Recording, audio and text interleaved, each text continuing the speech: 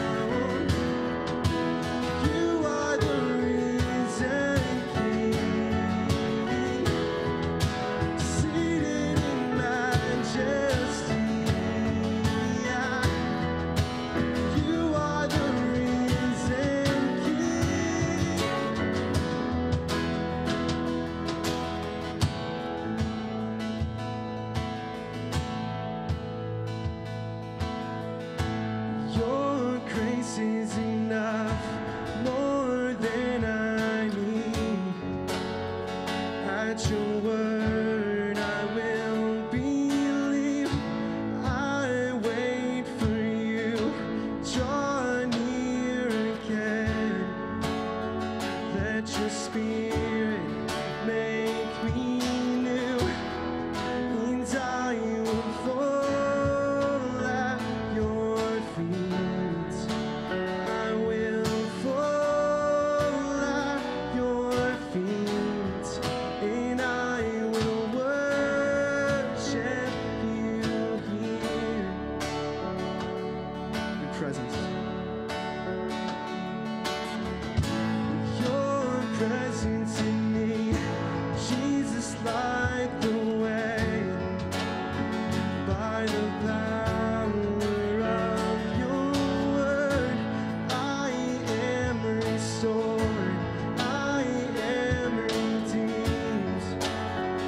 By your spirit, I am free, and I will fall at your feet.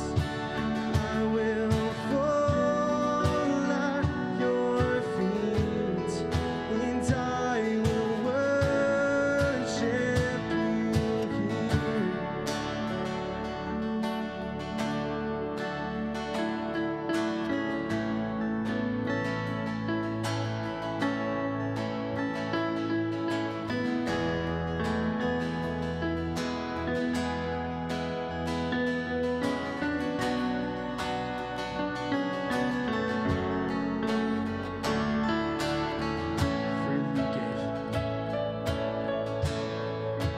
Freely you gave it all for us.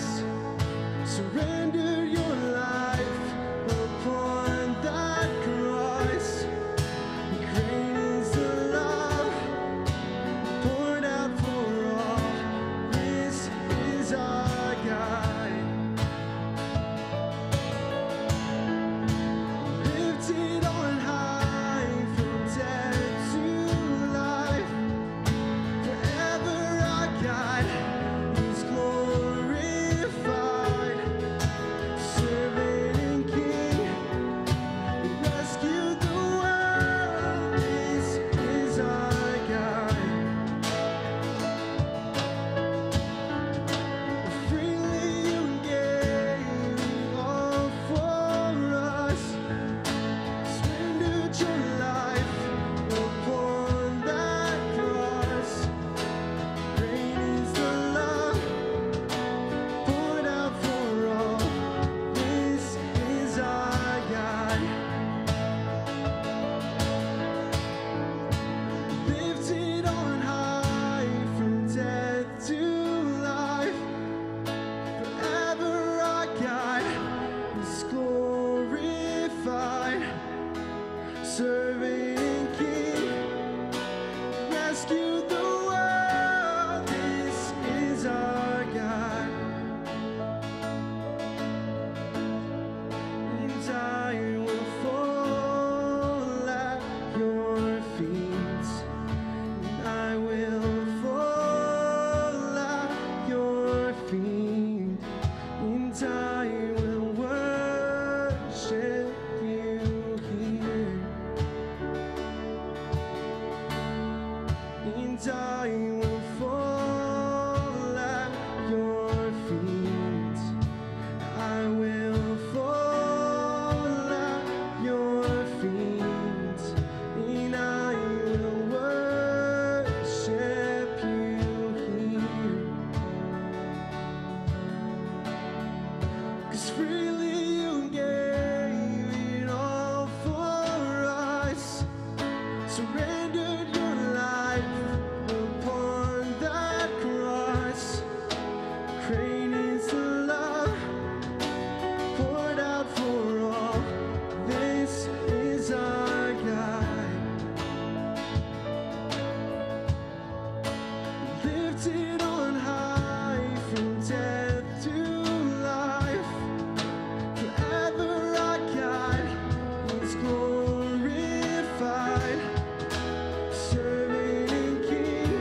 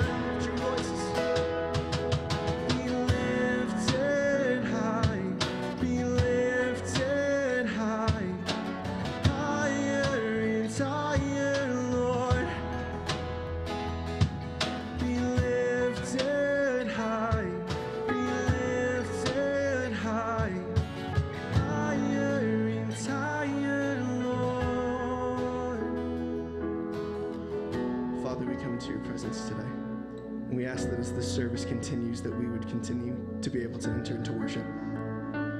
Lord, we love you. When we bring ourselves wholly to you, we ask that we would hear the wisdom today, that it would touch our hearts, and that we would continue to lift you high, whether or not we're in here or whether or not we're out living our daily lives apart from this building. And Lord, we love you and pray all this in your name. Amen. Before you sit down, we have a discussion question, and that discussion question is on the screens. It is, tell me something about yourself that's not true. And go ahead, and it doesn't have to be telling me, tell each other.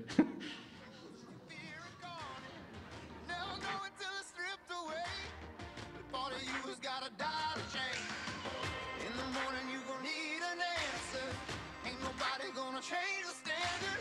It's not enough to just feel the flame. You gotta burn your old self away.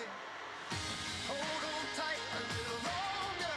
What don't kill you make you stronger. Get back up, 'cause it's a whole love.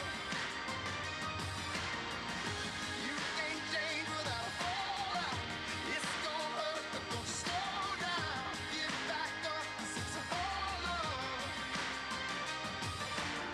You know the situation can't be right, and all you ever do is fight. But there's a reason that the road is long. It takes some time to make your courage strong. Hold on tight a little longer. What don't kill you make you stronger. Get back up, 'cause it's a whole love. You can't change without a fallout.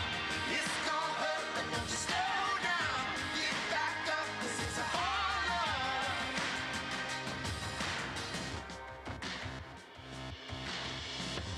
When the wolves come and hunt me down, I will face them all and stand my ground.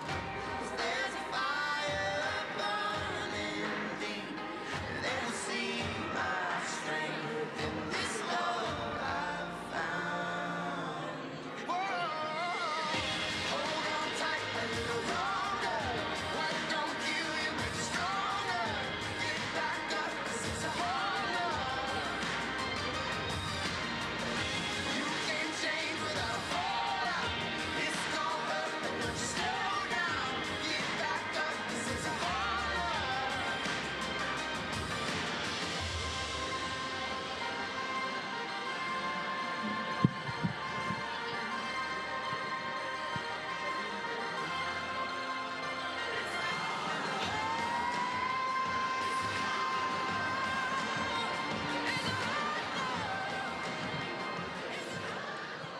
Good morning, LCC.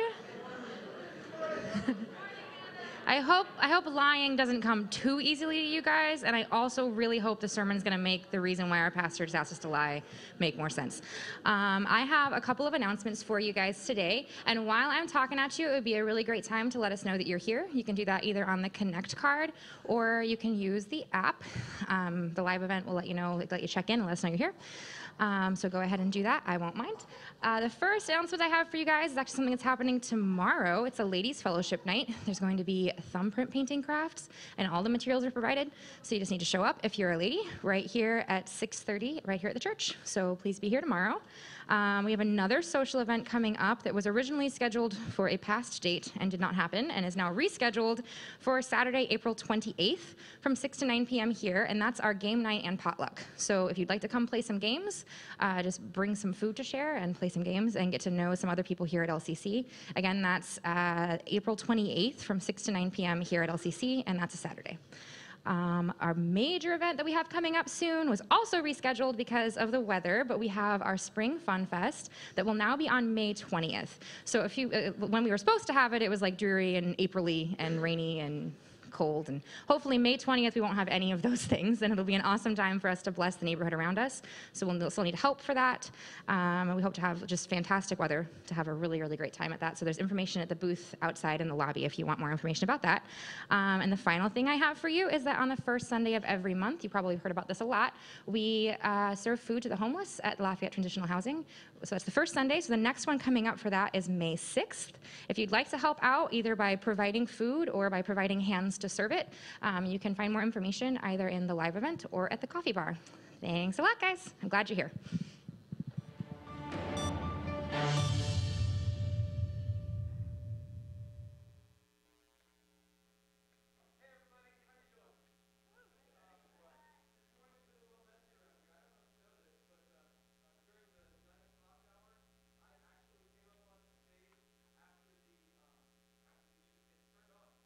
It's on. It was on. See what I'm telling you? We're a little messy this morning. I came up on stage after the music was done, after the announcements went on during the first worship gathering, and I was not wearing my microphone. And I didn't know where it was, but they had it back there in the sound booth because apparently last week someone was smart enough to put it back there in a place that we would remember. So anyway, that's just a tip of the iceberg. Pretty much all of our technology this morning and our systems have been a little bit weird to us. So you might have a black and white version of the note sheet. You might have a version of the note sheet that's got weird little extra lines on it. It's a fun morning, that's what I have to say. And so this reminds us that we have two options in life. We can always hide the bad things, or we can just acknowledge them and be like, yep, that's us too. So there you go. I'm really proud that at least one thing seems to be working today. I haven't heard any reports from our Kiddopolis check-in system that it has some problems. So the thing that always gives us problems is today not giving us any problems, I think. So we're all right. Speaking of Kiddopolis, I wanted to give you another extra announcement, kind of a bonus announcement. And it is that today is April 22nd. That means next Sunday is the last Sunday in April, and that means the next Sunday after that is the first Sunday in May, and the first Sunday in May is the first Sunday of our summer Kiddopolis session. Can you believe it? We're starting the summer session already. So summer Kiddopolis session is starting in May, and what that means is we need more volunteers. So if you have never ever imagined yourself working with children, if you just say to yourself, man, I just can't stand working with children, including my own, and you're just like, I don't even want to be with my own kids. Well, I'll give you two pieces of advice. Piece of advice number one, Billy and I would love to offer you some counseling. Number two, you don't have to work with your own children. Think about freedom from your own children for a period of time while you're working with someone else's obnoxious, great, just wonderful little angels. So here's the deal. Our Kiddopolis program is designed for the adults to have fun. And so we make sure that we're choosing curriculum and we're choosing everything to try to make it as easy and fun for the adults in the room as possible. And so if you've never imagined yourself working with kids, you're in luck, because today is not the last day of April.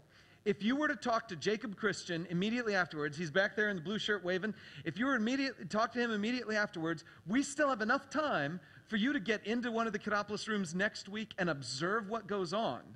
And then you can make your decision after that. So here's the deal. You just need to talk to him and say, hey, I really hate children and I don't want to work with them at all, but if you can change me, then I'll be willing to. Seriously, if you really hate children, why are you, don't volunteer if you really hate them. But seriously, I think most of you in this room would have a blast working that. So anyway, that's my plug for Kiddopolis. I would highly encourage you to check it out with Jacob and see what's going on back there. One other just real quick announcement. The first Thursday in May is the National Day of Prayer.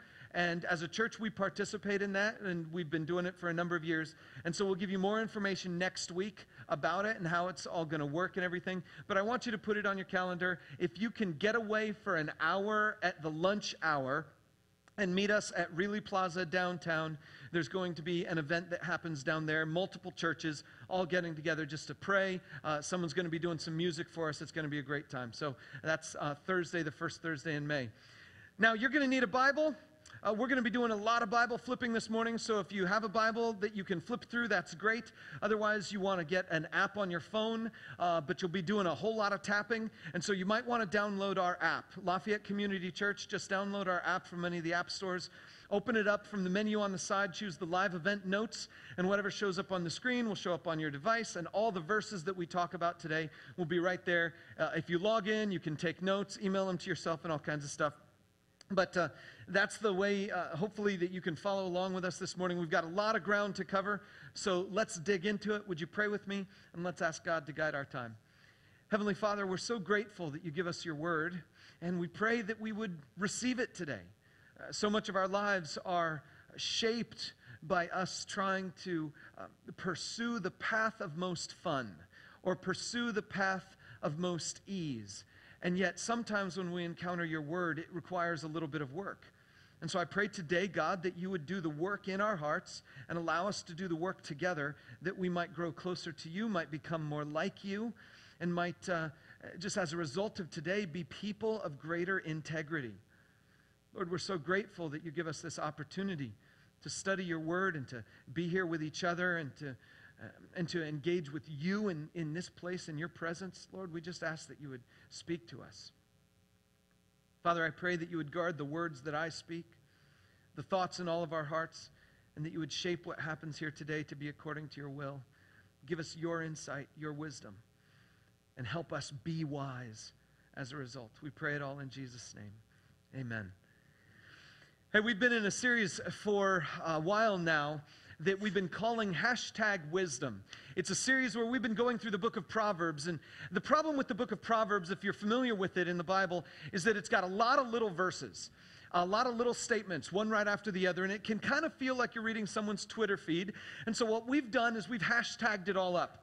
We've gone through the whole book and we've identified the different sort of topics that are addressed in Proverbs, and we're dealing with them one topic at a time. So we talked a little bit about wisdom to begin the whole series. We spent a month on money. Now we're talking about the topic of fake news, because that's the big thing in our society right now. We are trying to figure out how to deal with fake news. One of the things that happened in the last couple of weeks is that the guy who started Facebook showed up before the U.S. Senate to try to explain to our senators what Facebook is and what social media is and what the internet is. I kid you not, some of the questions were about that interesting. But so this guy, Mark Zuckerberg, is trying to explain the internet to some of our senators because they don't understand how so many people can fall in with fake and false news reports.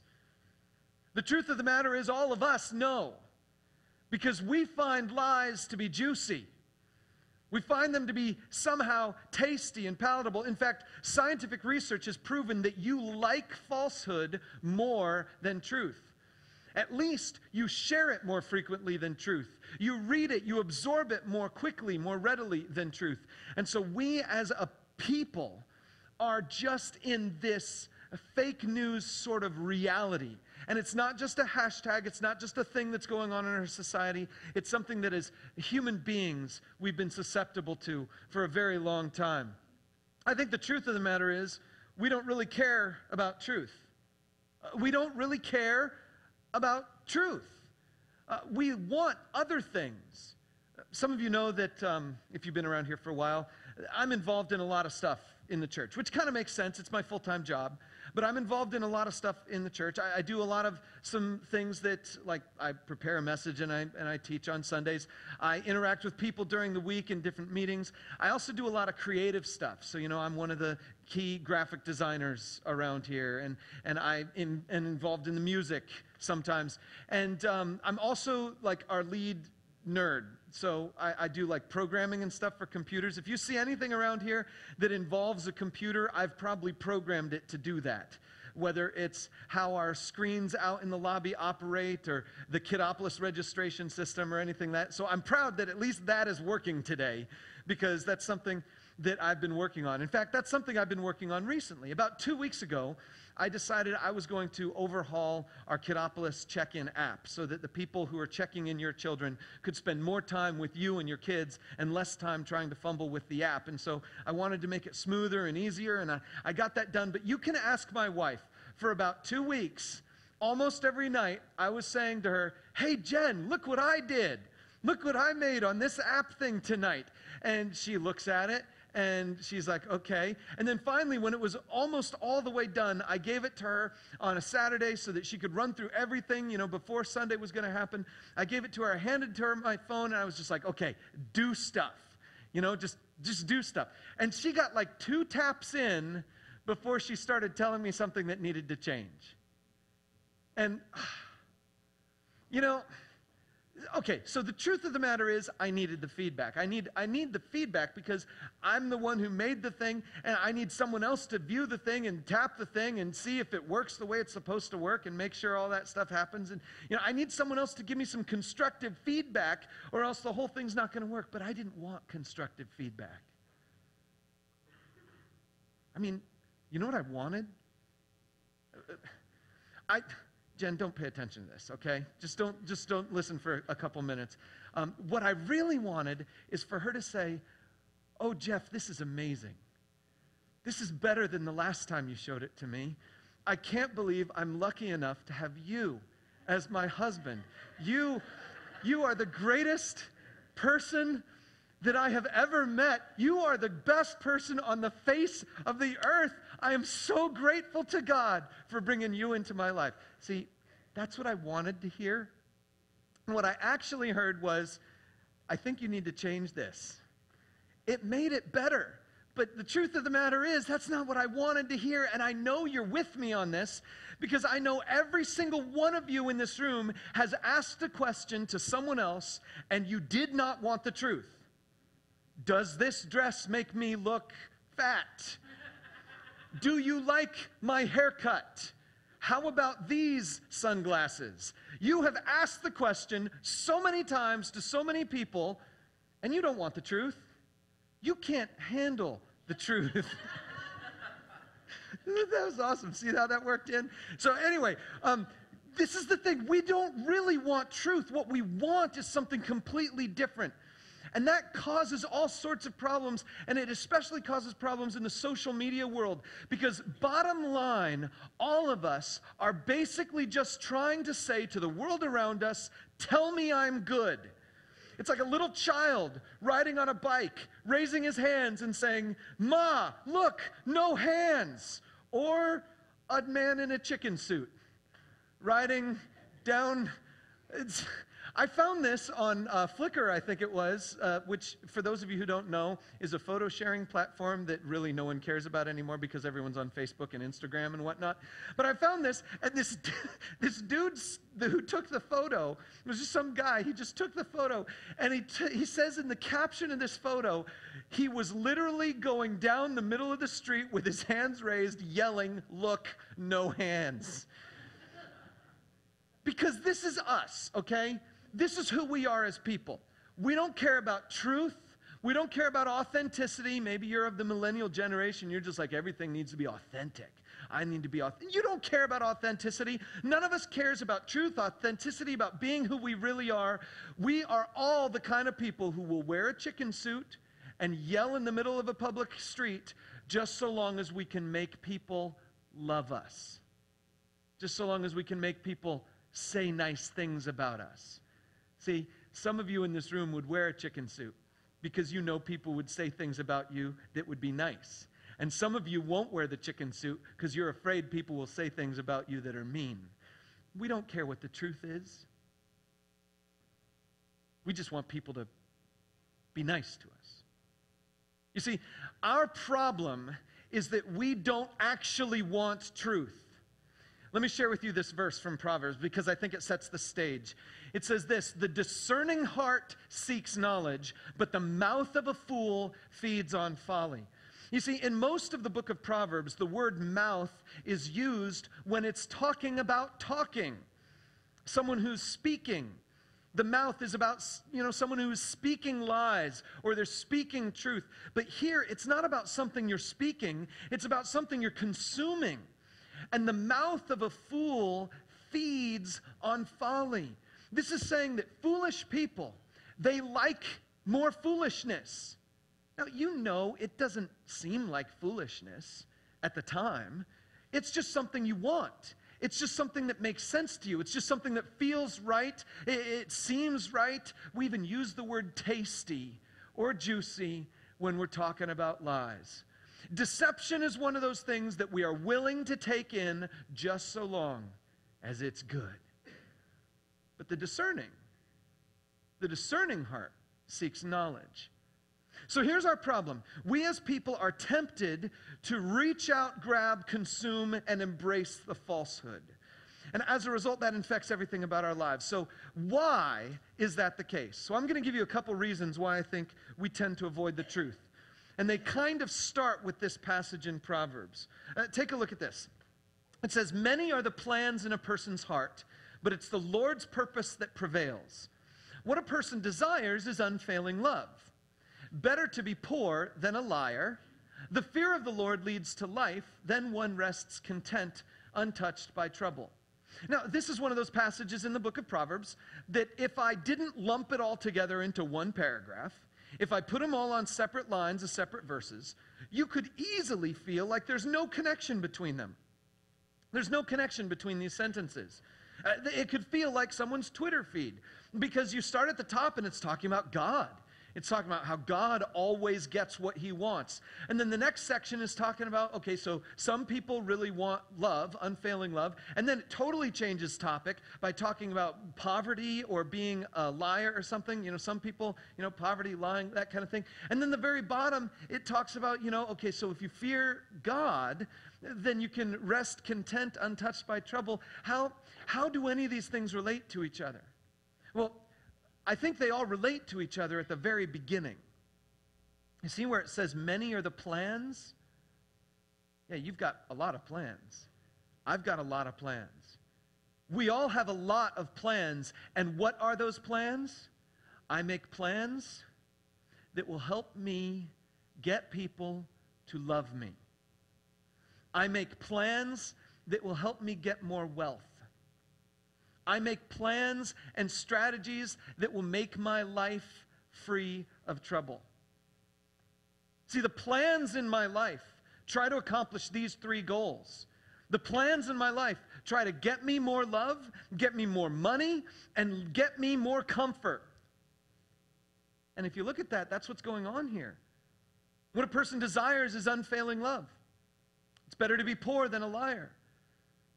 The fear of the Lord leads to contentment, untouched by trouble. See, what's going on in this passage is that the writer is talking about all of your desires and all of my desires and the things that we work through and strategize over. And, you know, maybe some of you in this room are super spiritual and you've already made the answer in your mind. And you see the very first verse gives us the answer. It says it's the Lord's purpose that prevails. And so I can come up with all my plans and all my strategies, and it's really God's purpose that's going to prevail. It's really his will that's going to happen. And so if I really want my stuff to go well, then I need to be on his plan and his agenda, not my own. And so some of you already know the answer, but let's just pretend like you didn't see that. Let's just pretend like you didn't know that. And let's just realize the fact that none of us live that way, at least not for very long. The way we actually live is that we make our plans and we make our strategies for more love, more wealth, and more comfort. And the truth of the matter is, truth seems to be at odds with that. Write this down. I think our desires conflict with the truth. Our desires seem to conflict with the truth. Let me just highlight this a little bit. Every single romantic comedy in the world has the same plot line. Men, you know what I'm talking about. Women, this might be new to you. Okay? Every single romantic comedy has exactly the same plot line. Would you like to know what the plot line is? Guy and girl are supposed to get together. Audience all knows this. Guy and girl are supposed to get together. Somewhere along the journey, one of them starts a deception. Somewhere down the path, the deception gets uncovered in a comedic and maybe wrong way, and the two of them are at odds with each other because the deception has now become, it's come to light. And then the whole rest of the movie is trying to overcome the deception that came to light so that they can get together again. That is the plot line for every single romantic comedy, because we all know this to be true. If I want you to love me, I have to put the best face forward. If I want you to love me, I can't let you see who I really am. If I want you to love me, I have to be someone that you love. I have to be the kind of thing that you will love. And if you ever find out who I really am, maybe you won't love me. See, our desire for love flies in the face of our desire for truth, and love is going to win all the time. And so we're willing to hide ourselves, and we're willing to deceive people as long as we get the sense that it might bring us love. I can give you another topic. Every single crime, every single financial crime that ever happens is because someone wants wealth and they're willing to go through some sort of deceptive process to get it. Or take the idea of just wanting comfort and ease. This one's really easy. If you have ever seen a 5-year-old, you have seen this at work. The plot line for every 5-year-old is exactly the same. Guys, this might be new to you. Women, you already know this. The plot line for every 5-year-old is exactly the same. Do something wrong, pretend you didn't. That is the plot line for every 5-year-old ever. Do something wrong, pretend you didn't, because whatever. You wanted the cookie, or you don't want to get in trouble. You want a life of ease and comfort. We have all been there. We will choose deception over the truth because it feels like what we really want can't be obtained with the truth. Let me share with you this other passage. It says, a wicked person listens to deceitful lips. A liar pays attention to a destructive tongue. You know, that's not what I would expect it to say. I would expect it to say, a wicked person has deceitful lips. A liar has a destructive tongue. But you notice it doesn't say that. It says that a wicked person listens to deceitful lips, and a liar pays attention to a destructive tongue. Why is that? Listen, here's the truth for us. One of the reasons we like falsehood, one of the reasons we gravitate towards those things that aren't 100% true, one of those reasons why we embrace deception in our own lives is that we're wicked. We're liars. And because it's in us, it's what we understand. It's our language. And when we hear it come from elsewhere, it makes sense to us. Listen, sometimes you know the thing is wrong. Sometimes you know the thing is a lie, and you still share it with all your friends because something about it just, it felt fun or tasty or something along those lines. Write this down. Simply, darkness loves darkness. Darkness loves darkness. People who are in darkness don't really want the light. So, I want to let you know why we're going to be talking about this today. This is our last Sunday to be talking about the fake news hashtag in the book of Proverbs. And I want you to be people of integrity. And I want me to be a person of integrity. And I want our church to be a church of integrity.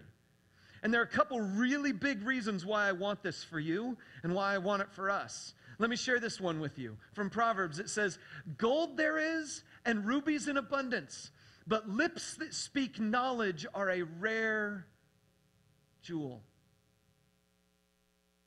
Listen, I know you've known some people in your life who were those people who are always truthful, no matter what. You know, the person who always says what is actually true for them. And they don't hide, they don't deceive. Listen, sometimes you're irritated with them because sometimes you don't think they're kind. Sometimes you don't think they're nice. But at least you always know what you're going to get with them. At least you always know who they are. And you say about that person, man, that's a truthful person. Those people are rare. And in a sense, they're a jewel. See, with everybody else, you have to dig into their lives to try to figure out what they're thinking. And you have to ask them a question, then ask them the same question a different way. And then ask them the same question another way. And you have to really try to dig into their lives, and you analyze their emails, and you read between the lines. And then you read their text messages and try to figure out which emoji they used. And then you look them square in the face and you try to say, how are they rolling their eyes? Are they looking away from me? And you spend all of your time trying to analyze these other person because you're trying to dig out the ruby. But there's some people who just are rubies. And they'll just be truthful. Listen, I think we need to be truthful and kind, so I'm not going to tell you just to be one of those obnoxious people who's just always spouting off what you think is the case. But we're going to come to kindness in just a little bit. Right now, I just want to recognize that if you're a person of integrity, you're a rare jewel. You're a rare jewel. And guess what happens to jewelry? people love it. And if you're a rare jewel in the lives of the people around you, there are going to be some people who love you. There are going to be some people who are like, I want to be near that guy. Sure, he irritates me sometimes, but I always know where I stand. Listen, if you are a rare jewel, you just might end up with the love that you've been searching for. Deception won't get it to you, but maybe integrity will. Look at this next verse. It says, whoever walks in integrity walks securely, but whoever takes crooked paths will be found out. Do you realize this? You're not going to get security by hiding things. You're not going to get security by walking in some sort of a deceptive path. Where you get security is knowing that you have said the truth to people so you don't need to make up any other stories. Because you've seen this with 5-year-olds all the time. The 5-year-old's trying to cover up their mistakes, so they tell a lie. And you ask them another question, so they tell another lie. You ask them another question. The problem with 5-year-olds is they don't know when to quit. You know, they don't know when they've been found out. They don't know that you can't keep digging and have the hole get smaller. They don't know these things, so you have to just look at them and be like, I know the whole thing. Stop lying to me. And they'll keep lying to you. We do that all the time, too. It's just sort of who we are. But guess what? Integrity is the thing that gives you security. Integrity is the thing that helps me know I know that what I know is what I've said, and it is the truth, and I don't have to worry. It's just is what it is. So I want to ask you to do something with me today. I want to ask you to say these words out loud. We'll put it up on the screen. They say, I will walk with integrity. Now, I want you to say these words with me out loud because I want us to make this promise. I want us to make this affirmation. But I'm going to give you a disclaimer. If you can't say these words honestly, if you can't say these words and mean them, then I don't want you to say them. Because if you can't say that you will walk with integrity and mean it, then I don't want you to say them because I want you to walk with integrity. And if you say that you want to walk with integrity when you don't want to walk with integrity, then that's not walking with integrity. And I want you to walk with integrity. So if you can't say that you can walk with integrity, I want you to keep your mouth shut, and then you will be walking with integrity. Any of that make sense? So we're gonna say it together. We're gonna mean it, or you're gonna keep quiet. Okay, so here we go. Say it together with me. I will walk with integrity. Let's do it again. I will walk with integrity. Now, the reason we're making this commitment is because integrity is the thing that is going to get us what our hearts desire. Integrity is the thing that is going to put us in a position to have people love us the way God has designed them to love us. Integrity is going to put us in a position where we can receive God's blessing. And integrity is the thing that's going to put us in a position where we can be secure. So the question is, how? How do we walk with integrity? I'm going to give you 4 things that I think will help you walk with integrity. The longest one is up front. They get shorter as we go through them. But the first one is this. I want you to want the truth. I made a joke earlier about the you can't handle the truth thing. And that scene in the Few Good Men movie is one of the greatest scenes in American filmmaking because here these 2 people are debating about the truth and whether or not you can handle the truth and whether or not you actually want the truth. And here's the thing. We need to come to a place where we want it. Now, this is an emotional deal. The reason we embrace deception is an emotional thing. None of us believe that the lie is better than the truth. We believe that we need the lie. There's some emotional thing connected to it, and that's why we embrace the lie. So I want to help you understand that in order to want the truth, I have to hate the falsehood. Take a look at what God says about it. There are 6 things the Lord hates, 7 that are detestable to him. Haughty eyes, a lying tongue, hands that shed innocent blood, a heart that devises wicked schemes, feet that are quick to rush into evil, a false witness who pours out lies, and a person who stirs up conflict in the community. We've looked at this verse 3 times so far in our series in Proverbs. I mean, we looked at it first of all to recognize the heart part in the middle, that all of us have a heart that is tempted to devise wicked schemes, and that's the thing in the center of all the other bad stuff. So you got to deal with your heart so the rest of the stuff can get better. desire. Last week we talked about the last line, a person who stirs up conflict, and we recognize that God hates conflict. He hates words of conflict, and maybe you could even say, based on this passage, he hates people who stir up conflict. But I want to remind you of something. Neither of those things was repeated in this passage, but lying is mentioned twice. Lying shows up twice. A lying tongue, a false witness who pours out lies. And it's all in the context of these things that God finds detestable, disgusting. Listen, it doesn't take me a lot of imagination to pretend that most of you in this room are disgusted and offended when you hear of a person who sheds innocent blood. Right? I mean, you've been there. You've read the newspaper, and the newspaper tells us of someone who's been killed. And immediately, you go into reaction mode, emotional reaction mode, disgust that such a thing should happen, outrage that our world still has this kind of stuff going on, a desire to maybe put that person away for life or perhaps even end their life. We are the kind of people who are disgusted with hands that shed innocent blood. But God mentions lying twice. See, somehow we have to get to the place where we realize that for God, lying and deception and murder, they're on the same playing field. They're on the same thing.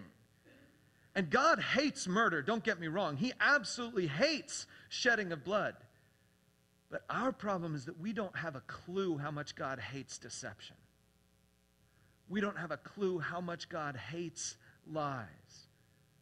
Because we've just grown used to it. We've just embraced it. We've just walked in it.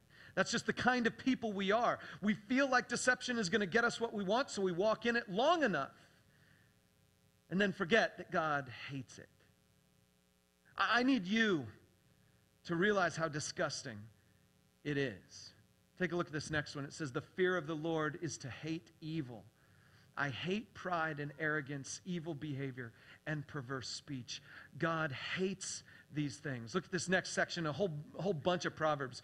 The Lord detests dishonest scales, but accurate weights find favor with him. The Lord detests lying lips, but he delights in people who are trustworthy. The Lord is far from the wicked, but he hears the prayer of the righteous. Listen, this is one of those passages where I just want to remind you that God absolutely hates deception, and we should too. I want you to want the truth, and in order to want the truth, you got to be disgusted with falsehood.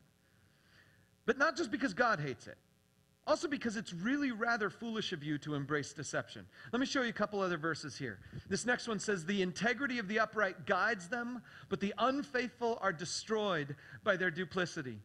And we know this to be true. Movies are made on this kind of principle all the time. People who walk in truth are boring. You don't get movies made of people who are walking in truth. You get movies made of people who are duplicitous. And then we like to watch them fall, and we cheer for the fact that they fell. And maybe they come back at the end of it and have this redemption story. But we know this to be true, and yet we live in it. We're two-faced all the time. We'll say one thing to one person, something else to someone else. We'll be one way in one context, a different way in another context. And listen, that's the kind of stuff that causes destruction. Take a look at this next verse. It says, the simple believe anything, but the prudent give thought to their steps. The wise fear the Lord and shun evil, but a fool is hot-headed and yet feels secure. Listen, I've been in those places where I've spouted off something, whether it was true or not. I just spouted something off, and I felt totally secure. I don't know about you, but I'm one of those people who feels mostly secure in everything that I say. You know, if it comes out of my mouth, I feel like it was right. Maybe I'm the only one in the room like that, but I happen to believe that some of you have spoken to me at some point in time, and I've heard the tone in your voice. You think you're right. You think you know something. You think when you and I disagree, you think that you're right. I don't know where you got this idea, but when we disagree and you think you're right, it's proof to me how deceived you are. Yeah, you've never thought those thoughts. I just happened to say them out loud. But here's the deal. Hot-headed people will just go ahead and spout out whatever they want and feel totally secure in it. Why? Because, see, deception is foolish. Deception gets into you and can make you feel secure about something you shouldn't feel secure about. Deception gets into you and makes you feel the wrong things about things you should feel something about. And listen, it's just not smart. It'll mess you up. Look at this next one. It says, truthful lips endure forever, but a lying tongue lasts only a moment. Deceit is in the heart of those who plot evil, but those who promote peace have joy. Man, would you like to have joy in your life? Would you like to have an enduring kind of life? Take a look at this next one. It says, the righteous hate what is false, but the wicked make themselves a stench and bring shame on themselves. Listen, righteous people hate what is false. It is frankly something that God hates, and it's something that we should recognize as unhelpful. And so as a result, I want you to want the truth. But that's just the first thing. The second one is this. I want you to pursue the truth. So I want you to want the truth, and then I want you to pursue the truth. Pursue the truth. Well, how do I do that? I mean, there's truth everywhere. Where do I look for truth? When I was in college, so this is back in like 1993, 1994, something like that, I took my first philosophy class, Intro to Philosophy, and I loved it. I thought it was phenomenal. Bruce Benson would start his lectures before the door of the lecture hall opened. He would be in the hallway starting his lecture. He would come through the door, and he would just blast through the door mid-sentence. He'd just open the door right up, come right on in. He's halfway through his first sentence, and you better be taking notes or else you're going to lose like a paragraph. And so he would come in with his fake British accent and would just let us experience this wisdom that he had. I'm serious about that. Like he was born in Chicago, and then he went to school in Belgium and somehow came back with an accent. And it was a fake British accent. We all knew it was fake, but we just loved it so much that none of us ever, pointed it out to him. He had these little tiny John Lennon glasses, short, skinny white guy coming. Anyway, so he would come through and he would lecture us on philosophy and introductory topics of philosophy. I loved the class so much that I made philosophy my second major. So I did a double major with math and philosophy. And because I'm such a super nerd, I did math and philosophy. I kept looking for other guys who were interested in math and philosophy, and I found this one dude named Bertrand Russell. And some of you might know this guy. Man, this guy is super cool. Okay, so Bertrand Russell, I kid you not, he literally wrote a book proving that math works. He wrote a math book and used math to prove that math works. He created an entire system of logic based upon mathematics and then used the logical system that he created to go back and prove that math it worked. And so he was a mathematician and he was also a philosopher. He wrote a book called Why I Do Not Believe in God. Actually, the title of the book, I think, was Why I'm Not a Christian. I have a copy of this book. And what's interesting about Bertrand Russell is that he developed a philosophy that said these basically three simple things. He said, I will only believe what can be conclusively proven to be true. He said, I will only hold to what I personally experience. And he said, I will only keep the minimum of what I need to keep in terms of my belief system. So if something is unnecessary, I will just cut it out. And he believed that if you could explain the natural world without appeal to a divine creator, then that hypothesis of a divine creator was unnecessary to him, and so he would just get rid of it. And so the reason he wasn't a Christian is that he believed that he only needed to believe what could be conclusively proven to be true, what he personally experienced for himself, and at the simplest possible level. He would just get rid of all the extraneous stuff. Well, there's another philosopher named Bishop Berkeley. And Berkeley was an English priest of some kind. He was a pastor of some kind. And he wrote a response to Bertrand Russell. And in his response, his snarky essay to Bertrand Russell, he basically does this. He says, okay, and I'm paraphrasing, okay? I'm not quoting. But he says, okay, dude, so if you only believe in what can be proven, and you only believe in what you've personally experienced, and you only believe in the simplest possible explanation, prove to me that your room exists. Like, what? Your bedroom? Prove to me that your bedroom exists. And then in the essay that Barclay wrote, he was writing all about, kind of like, how do you know that your room exists? Well, maybe because you see it. No. How do you know that your eyes exist? How do you know that your hands are actually feeling what they're feeling? You don't know. You don't know that the room exists. You just know that you've seen something. You don't know that you're touching something. You just know that you're feeling something. You don't know that there's anything out there at all. You can't prove anything. And the simplest possible explanation is that you're just a figment of God's imagination. And that you are literally inside God's brain, and He's imagining your bedroom, and you are that thought. Like, that's the simplest explanation. It's more complex to believe that stuff actually is out there. It's simpler to believe that it's all in your head. And so I don't recall Russell ever responding back to Bishop Barclay, but I didn't care about that, because when I read his essay, I went like this. Oh. And I thought to myself, how can I prove my bedroom exists? How can I prove my hands exist? And I was kind of freaked out. And I want to tell you that some people search for truth this way. I'm going to call it navel gazing, because it's like when you're sitting down and you're looking at your own belly button and you're going, wow, that's deep. Sorry, that was a bad joke. So anyway, the idea is that sometimes people are like, where I'm going to get truth? I'm going to get truth by just thinking big thoughts. I'm going to get truth by just pondering the universe. I'm going to get truth by just sitting down and just like feeling a sense of awe and wonder about the universe. And I'm just going to be like, philosophers are big into this. I mean, it is one of their problems. And they'll be like, prove to me your bedroom exists. And my right response is, why? Because it does. Let's move on. So here's the thing. You can get truth possibly by just doing the navel gazing thing. And some of you might want to do that because it just kind of feels big and deep and wonderful, to imagine. Some of you might be trying to pursue truth by investigating secret knowledge, because the whole world thinks one thing, and I'm going to think this other thing.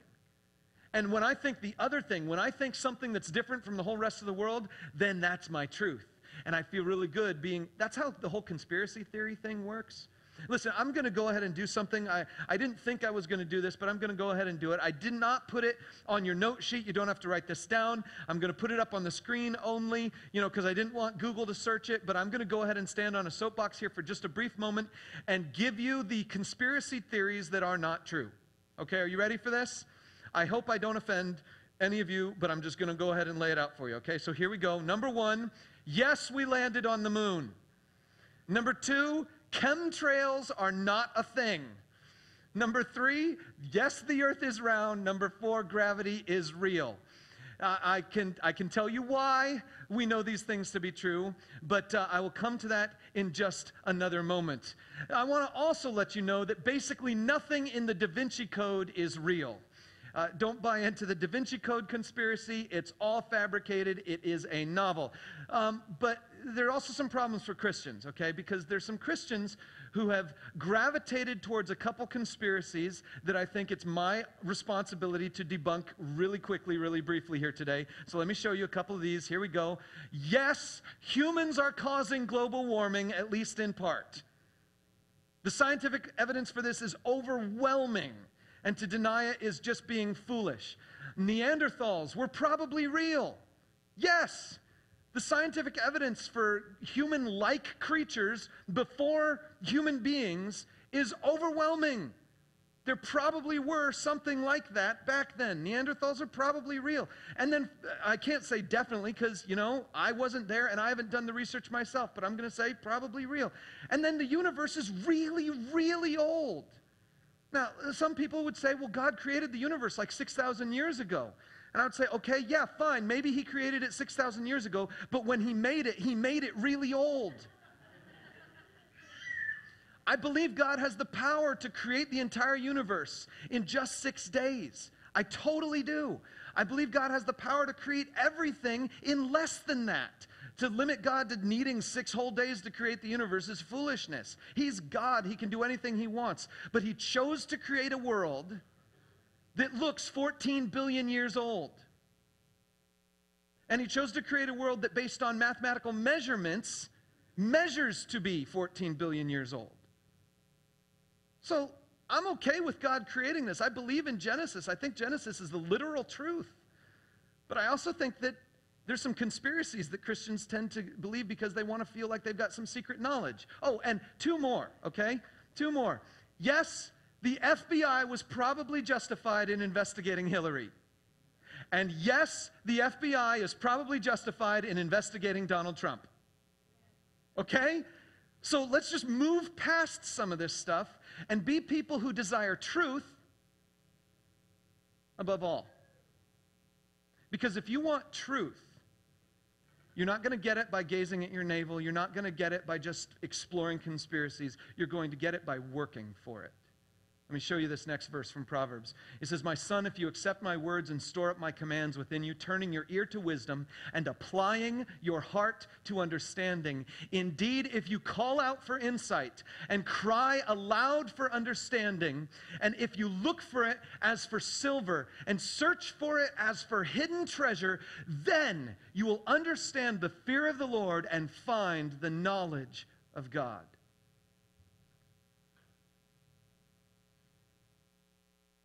If you're going to pursue truth, you need to work for it.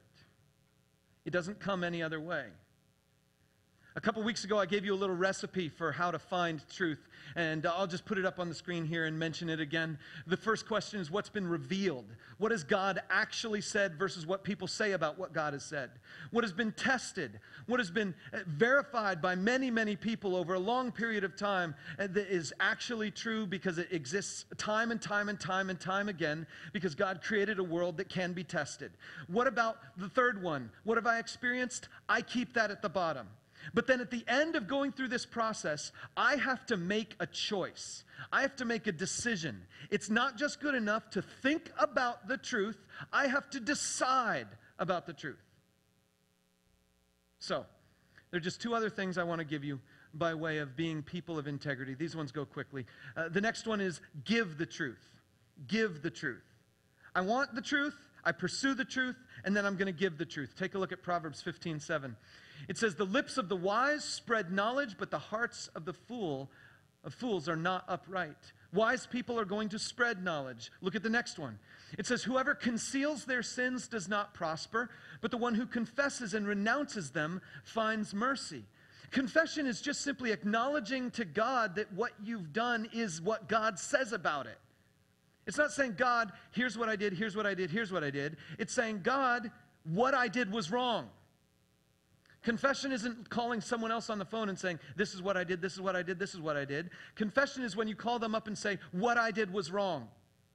When you acknowledge the truth about the thing. See, we'll go ahead and tell you what happened, but we'll hide and we'll claim that we're still innocent. We still need to embrace the truth. But take a look at this next one.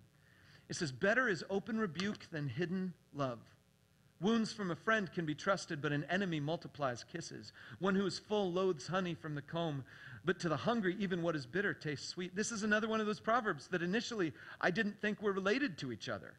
You know, you look at them and you see the first one. The first one's talking about critique, and receiving constructive criticism. And then the next one is talking about eating honey. And it's like, what's that all about? Well, let me try to explain to you something that I realized this last week for probably the first time.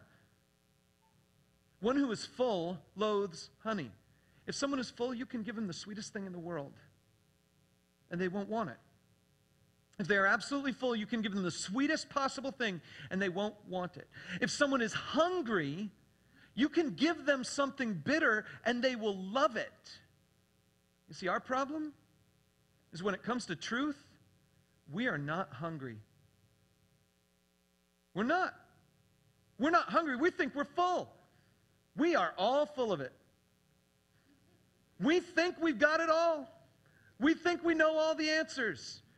And so when someone comes up to us with a truth, we just don't want to receive it, even if we already know the truth.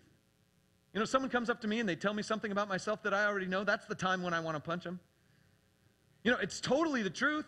It's exactly the truth. It's a truth that I've known for my whole life. How dare you tell me it? You know, we need to be the kind of people who are willing to be hungry for the truth even when it comes from someone else. But I also want to let you know that you should be a person who gives truth to other people under one condition. If you are their friend.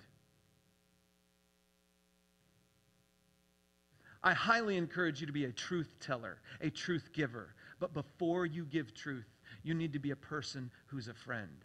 You need to be a person who can be trusted. And if you are a friend and you can be trusted, then speak the truth. And finally, if you're going to give people the truth, finally, live the truth. I'm going to end with this one passage of Proverbs that I think is cryptic, confusing, but it also demonstrates what I'm talking about today, living with integrity. Take a look at this. It says, "Do not move an ancient boundary stone set up by your ancestors. Do not move an ancient boundary stone or encroach on the fields of the fatherless, for their defender is strong. He will take up their case against you." And you might think, what in the world? This is talking about some sort of ritual boundary stone. What is a boundary stone? What's that all about? Listen, the ancient people had fences. They just didn't have fences like you and I have fences. What I mean by that is they didn't have a fence that started here and involved a whole bunch of wood going all along this line to the other end. Instead, they had a rock. And the rock was in the corner. And they had another rock. And the rock was in a corner. And they had a field. And the rocks were way out in the field, demonstrating the corners of their land. And you, if you were next door, you could go out there every Tuesday and knock that rock just a couple inches to the side. And then go out every Wednesday and knock the other rock just a couple inches to the side. And over time, your land gets larger and their land gets smaller, and no one would ever know. And your family benefits, and no one will ever know that your benefit has come from moving an ancient boundary stone. Because no one pays attention to those things anyway. It's just an inch here. It's just an inch there. See, this is a passage about living with integrity. And you know what it's telling us? It's telling us that you might not be seen by the person you hurt, but you will be seen by the person who's watching over them. Their defender is strong, and he will take up their case against you. You see, God is the one who knows the truth. And he is always watching you, but he's always watching over you. See, if you're going to be a person of integrity, we have to get ourselves in line with the realization that God hates deception, that we can embrace the truth, we can live with integrity, and God is watching. If you're a person who's afraid to live with integrity because you think you'll be taken advantage of, God is watching out for you. If you're a person who's afraid to live with integrity because it's just too important to you to get what you want, God is watching you. And so no matter what's going on, you can know that the one who knows all the truth is watching you and watching out and watching over you. I want to encourage you to take a few moments today and just spend some time in reflection and ask God what this means for you today. We're ending our series on truth and honesty in the book of Proverbs. Next week we'll pick up on another hashtag. But we're going to end our time today with singing a song that just basically says, God, speak to me what is true. And as we prepare our hearts to sing that song, would you enter into a time of prayer and ask God to speak to you what is true? Heavenly Father, we reach out to you and recognize that we are so prone to deception. We are tempted to be deceived and to be deceiving. But God, would you speak into our lives what is true and help us to be people of integrity and honesty, no matter what.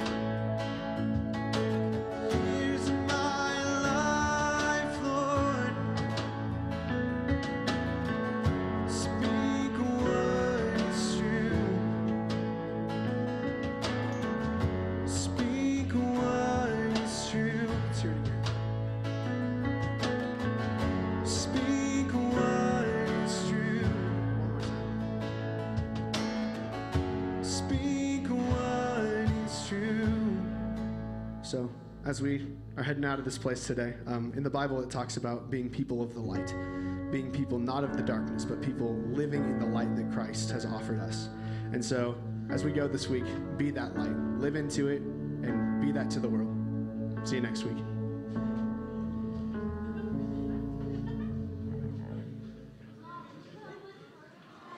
Trading punches with the heart of dark.